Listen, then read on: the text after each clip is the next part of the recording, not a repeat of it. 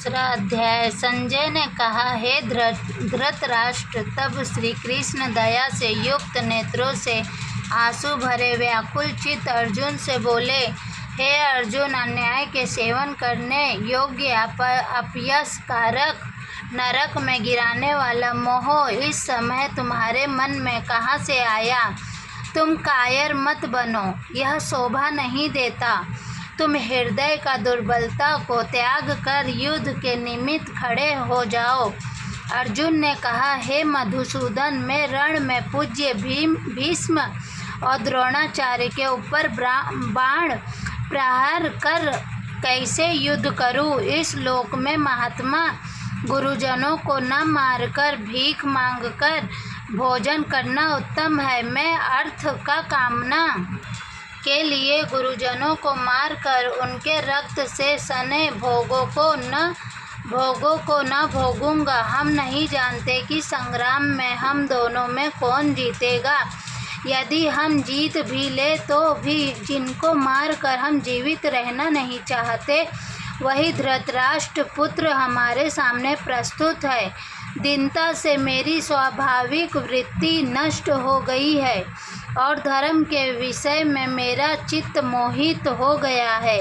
मैं आपसे पूछता हूँ जिससे निश्चय करके हो गया है, मैं आपसे पूछता हूँ जिससे निश्चय करके मेरा भला हो, वह मुझसे समझाकर कहिए, क्योंकि मैं आपका शिष्य हूँ और आपकी शरण में हूँ। मुझे ज्ञान की शिक्षा दीजिए। मुझे पृथ्वी का निष्कंटक राज्य मिल जाए और देवताओं का भी आधिपत्य मिल जाए तो भी ऐसा कोई उपाय नहीं दिखता कि जो मेरी इंद्रियों को सुखाने वाले शोक को दूर करे। हे गोविंद, मैं युद्ध नहीं करूँगा। यह कहकर अर्जुन चुप हो गए। संजय बोले, हे राजन, दोनों सेनाओं के मध्य में खीन होकर बैठे अर्जुन से भगवान श्री कृष्ण ने यह वचन कहे, हे अर्जुन, जिसके लिए शोक नहीं करना चाहिए तू उसके लिए शोक करता है और पंडितों के जैसे वचन तो कहता है, परंतु पंडित लोग न मरो का सोच करते हैं न जीवितों का। यह बात असंभव है कि मैं पहले न था, तुम भी न थे और राजा भी न थे और इसके बाद नहीं रहेंगे। जैसे देहधारियों को इस देह को लड़कपन, जवानी, बुढ़ापा ये अवस्थाएं होती है, वैसे ही मृत्यु के बाद दूसरी देह की भी होती है। इसलिए पंडित लोग मोह को प्राप्त नहीं होते। इंद्रियों का शब्दादि विषयों का संयोग, जाड़ा, गर्मी आदि सुख दुख को आने जाने वाला और नाशवान जानकर सहन करो। हे नर श्रेष्ठ, सुख दुख को समान मानने वाले जिस वीर पुरुष को ये बाह्य पदार्थ क्लेश नहीं देते, वह मोक्ष पाने का अधिकारी है। असत्य वस्तु का तो अस्तित्व नहीं है और सत्य का अभाव नहीं है। इस प्रकार तो इन दोनों को ही तत्वज्ञानी पुरुषों ने देखा है।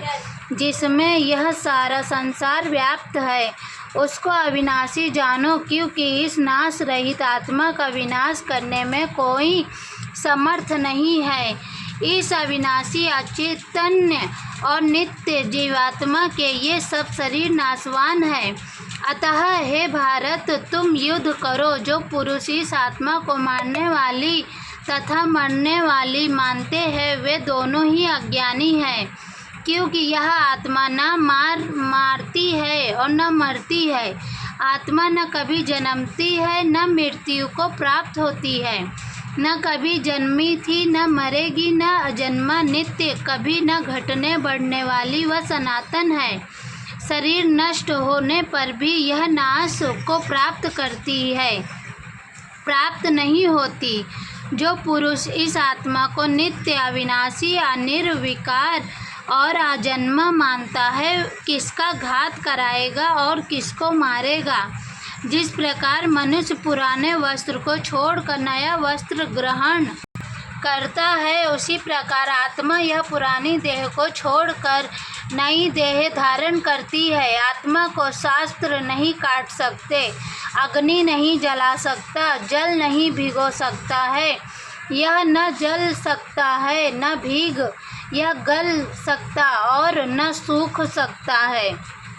यह अविनाशी, सर्वव्यापी, स्थिर, अचल और सनातन है।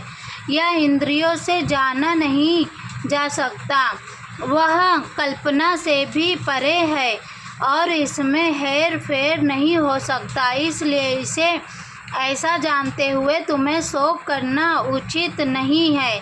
महाभावों, यदि तुम इस आत्मा को नित्य जन्म लेने और नित्य मरने वाला मानते हो तो भी तुमको शोक नहीं करना चाहिए, क्योंकि जो जन्मा उसकी मृत्यु और जिसकी मृत्यु हुई उसका जन्म निश्चय है। अतएव जो बात अनिवार्य है उसके लिए सोच करना व्यर्थ है। जन्म लेने के पहले क्या था किसी को मालूम नहीं, मध्य में कुछ प्रकट होता है, फिर मरने के पीछे क्या होगा कोई नहीं जानता। ऐसी दशा में किसी बात का सोच करना तुमको उचित नहीं। कोई मनुष्य तो इस आत्मा को आश्चर्य से देखता है, परंतु कोई देख कर सुन कर भली प्रकार नहीं जानता कि सबके शरीर में यह आत्मा नित्य अविनाशी है। इस प्रकार इन प्राणियों के लिए तुमको सोच करना उचित नहीं। अपने धर्म को भी सोच कर तुमको सोच करना उचित नहीं, क्योंकि क्षत्रिय का धर्म पूर्वक युद्ध से और कुछ भला करने वाला नहीं है। हे पार्थ, बिना इच्छा किए स्वर्ग का द्वार रूप यह युद्ध तुमको स्वतः प्राप्त हुआ है। ऐसा सुअवसर भाग्यवान क्षत्रियों को ही मिलता है। यदि तुम अपने धर्म के अनुसार इस संग्राम को न करोगे तो अपना धर्म और कीर्ति खो बैठोगे और पाप को प्राप्त होगे। सब लोग सदा तुम्हारी अपकीर्ति करेंगे। प्रतिष्ठा वाले पुरुषों के लिए अपयश का होना मृत्यु से भी बढ़कर है। हे महारथी, समझेंगे कि अर्जुन डर कर संग्राम से हट गया और अब तक जो लोग तुम्हारा मान करते थे वे अपयश करने लगेंगे। शत्रु लोग तुम्हारे पराक्रम की निंदा करते हुए अनेक प्रकार के दुर्वचन कहेंगे। इससे बढ़कर तुमको क्या दुख होगा? यदि तुम युद्ध में नष्ट हो गए तो स्वर्ग के भागी होगे और जीतने पर पृथ्वी का राज्य करोगे। इसलिए युद्ध के निमित्त दृढ़ प्रतिज्ञा होकर खड़े हो जाओ। सुख दुख, लाभ हानि, जय पराजय, इनको समान समझकर युद्ध के लिए तैयार हो। ऐसा करने से तुम पाप को प्राप्त नहीं होगे। हे पार्थ, यह उपदेश ज्ञान योग के विषय में तुमसे कहा गया। अब निष्काम कर्म योग के विषय में सुनो। जिस ज्ञान को पाकर कर्म बंधन से तेरी मुक्ति होगी, कर्म योग ज्ञान को पाकर कर्म बंधन से तेरी मुक्ति होगी।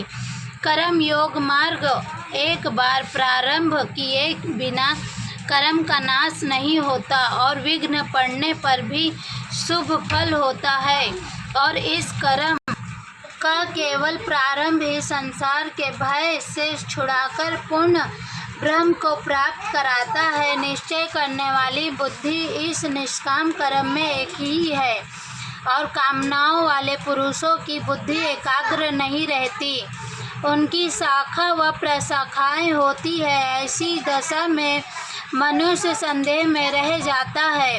हे अर्जुन, अज्ञानी उस पुष्पिता वाणी को ही स्वर्ग सुख से बढ़कर समझते हैं, स्वर्ग सुख को ही उत्तम पुरुषार्थ समझते हैं। उनका कामनाओं से चित्त व्याकुल होने के कारण निश्चयात्मक बुद्धि मोक्ष साधन को नहीं उत्पन्न होती, कारण कि उनका चित्त भोगादि में सदैव निमग्न रहता है।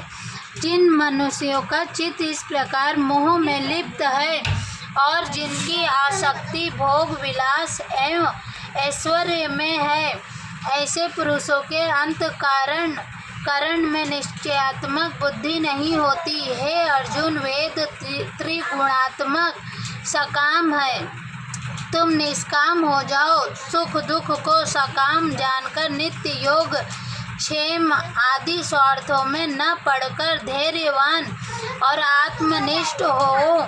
जैसे छोटे छोटे अनेक जलाशयों से मनुष्य का कार्य सिद्ध नहीं होता, पर बड़े जलाशय में वे सब प्रयोजन अनायास ही सिद्ध हो जाते हैं, उसी तरह संपूर्ण वेदों में कहा हुआ काम्य कर्मों का फल ब्रह्म में भक्ति रखने वाले मनुष्य को सहज प्राप्त होता है।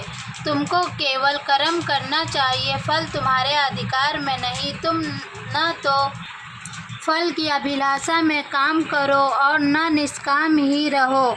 फल की आशा त्याग कर कार्य करो। सफलता व असफलता को समान मानकर तुम योगस्थ होकर कर्म करो। यदि कर्म ज्ञान योग है, इस बुद्धि योग सहित कर्म से अन्य कर्म अत्यंत हीन है, इसलिए तुम बुद्धि योग का आश्चर्य ग्रहण करो। फल की इच्छा रखने वाले निकृष्ट होते हैं। निष्काम कर्म करने वाला पुरुष ईश्वर कृपा से इसी संसार में सुकृत तथा दुष्कृत इन दोनों ही का त्याग कर देता है। इसलिए तुम निष्काम कर्म में प्रवृत्त हो, जो सभी कर्मों से कल्याणकारक है। कर्म फल को त्याग कर ही बुद्धि युक्त ज्ञानी पुरुष जन्म बंधन से हटकर मोक्ष को प्राप्त होते हैं। जब तुम्हारी बुद्धि मोह बनकर बाहर निकल जाएगी, तब तुम्हारा मन आगे होने वाली तथा हुई बातों से विरक्त हो जाएगा। अनेक श्रुति स्मृतियों के वचनों को सुनने से तुम्हारी बुद्धि भ्रमित हो गई है। जिस समय निश्चल होकर आत्मा में स्थिर होगी, तभी तुमको तत्व ज्ञान प्राप्त होगा। अर्जुन ने पूछा, हे केशव, आत्मा स्वरूप में निश्चल बुद्धि वाला किसको कहते हैं? उसके लक्षण क्या और वह कैसे बोलता है, कैसे बैठता है, कैसे चलता है? श्री कृष्ण बोले, हे अर्जुन, जो महापुरुष मन की सब कामनाओं को त्याग देता है और अपने आप ही प्रसन्न रहता है, उसको निश्चल बुद्धि वाला कहते हैं। दुख में जिसके मन को खेद नहीं होता और सुख में जिसको आसक्ति नहीं होती और प्रीति भय क्रोध जिसके जाते रहे है, वह महात्मा स्थिति बुद्धि वाला मुनि कहलाता है। हर्ष जो सर्वत्र स्नेह करता है, जो शुभ पदार्थ प्राप्त होने से हर्ष नहीं करता, अशुभ से अप्रसन्न नहीं होता, उसी को स्थिर बुद्धि जानना चाहिए। कछुआ जैसे अपने अंगों को स्थिर बुद्धि जानना चाहिए, कछुआ जैसे अपने अंगों को सिकोड़ लेता है, उसी तरह पुरुष अपनी इंद्रियों को विषयों से हटा लेता है, उसी की बुद्धि स्थिर जाननी चाहिए। निराहारी पुरुष के विषय घट जाते हैं, परंतु विषयों में उसकी चाह बनी रहती है। परम ब्रह्म का अनुभव होने पर चाह भी घट जाती है। हे अर्जुन, मोक्ष से प्रयत्न करने वाले विद्वान व्यक्ति को भी प्रबल इंद्रिय बलात्कार से उसके मन को जीत लेती है।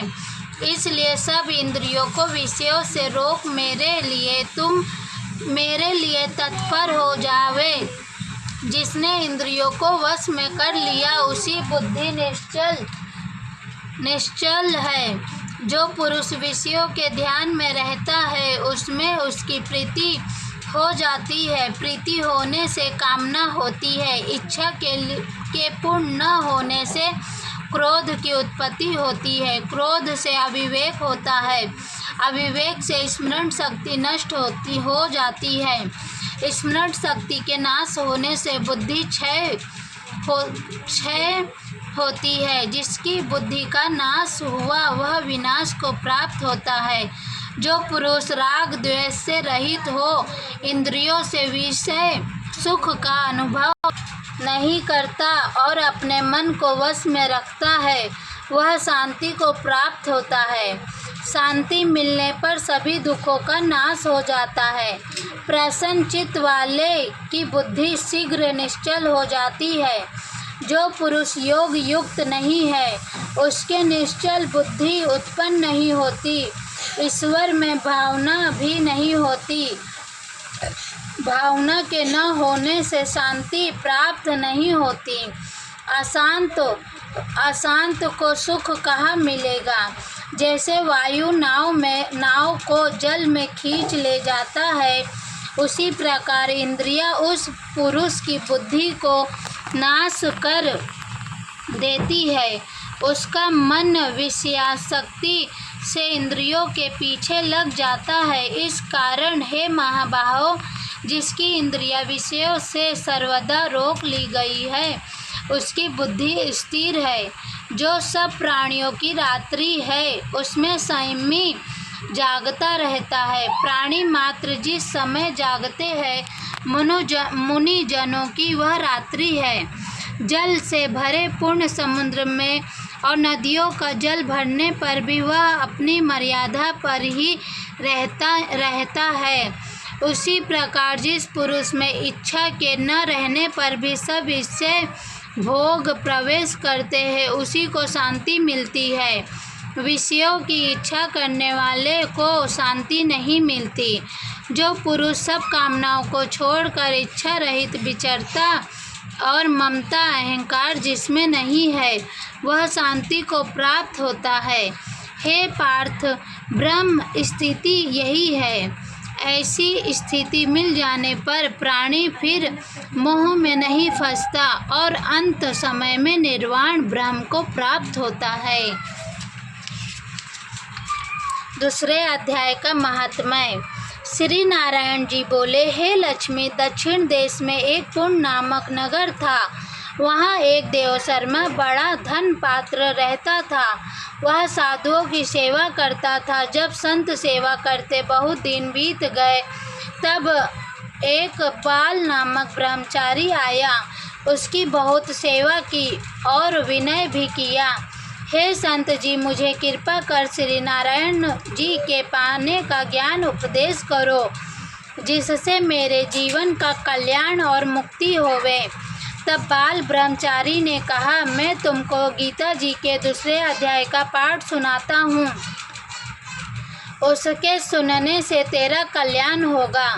तब देव शर्मा ने कहा, श्री गीता जी के दूसरे अध्याय को सुनने से कोई इसके पूर्व भी मुक्त हुआ। और तब बाल ने कहा, मैं तुझे एक पुरातन कथा सुनाता हूँ, श्रवण कर। एक अयाली वन में बकरियां चराता था और वहाँ मैं भजन किया करता था। एक दिन रात को अयाली बकरियां लेकर घर को चला। मार्ग में एक सिंह बैठा था। एक बकरी सबसे आगे चली जाती थी। उसे देख शेर भाग गया। तब अयाली यह आश्चर्य देखकर बड़ा चकित हुआ। मैं भी वहाँ आ खड़ा हुआ। उस चरवाहे ने मुझे देखकर कहा, मैंने यह आश्चर्य देखा कि बकरी को देखकर शेर डर कर भाग गया। तुम त्रिकालज्ञ हो, यह वृत्तांत मुझे कह सुनाओ। संत ने कहा, हे अयाली, मैं तुझे इसकी पिछली वार्ता सुनाता हूँ। यह बकरी पिछले जन्म में डायन थी। जब इसका भर्ता मर गया, तब यह बड़ी डायन हुई। जिस सुंदर लड़के को देखे उसको खा लेवे। और यह शेर पिछले जन्म में फंदक था। यह पंछी पकड़ने बाहर गया और डायन भी वन को गई थी। वहाँ डायन ने उस फंदक को खा लिया। अब वही फंदक शेर हुआ और वह डायन यह बकरी हुई। शेर को पिछले जन्म की खबर रहे, इसलिए बकरी को देखकर शेर ने जाना कि अब भी मुझे खाने आई है। तब अयाली कहा, मैं पिछले जन्म में कौन था? तब संत ने कहा कि तू पिछले जन्म में चंडाल था। तब अयाली ने कहा, हे ब्रह्मचारी जी, कोई उपाय भी है जिससे हम तीनों ही इस अधम देह से छूटे? तब संत जी ने कहा, हम तुम्हारे तीनों का उद्धार करते हैं। एक वार्ता मेरे से सुनो। प्रथम एक पर्वत की कंदरा में एक शिला थी। उस पर श्री गीता जी का दूसरा अध्याय लिखा हुआ था। मैंने उन अक्षरों को उस शिला पर देखा था।